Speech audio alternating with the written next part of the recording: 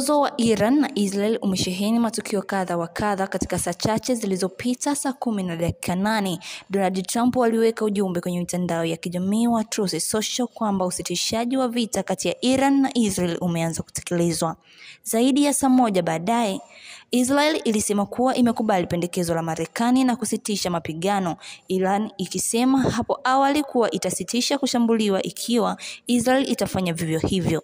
Saa 2:30 jeshi la Israel lilisema kuwa limegundua makombora yaliyorushwa kutoka Iran na kuyazuia kaskazini mwa Israel.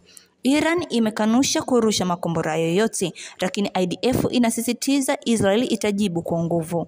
Kabla ya kuanza kwa mapatano hayo, pande zote mbili zilishambuliana usiku kucha. Vyombo vya habari vya serikali ya Iran vinasema msululu wa makombora kutoka Israel yamepiga mji mkuu na mji mingine. Takribani watu 9 wameuawa, akiwemo mwanasayansi wa nyuklia.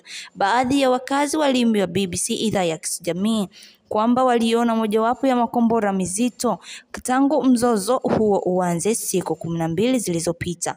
Huko Israel takribani watu 4 wameuawa na 12 kujeruhiwa huko Beersheba.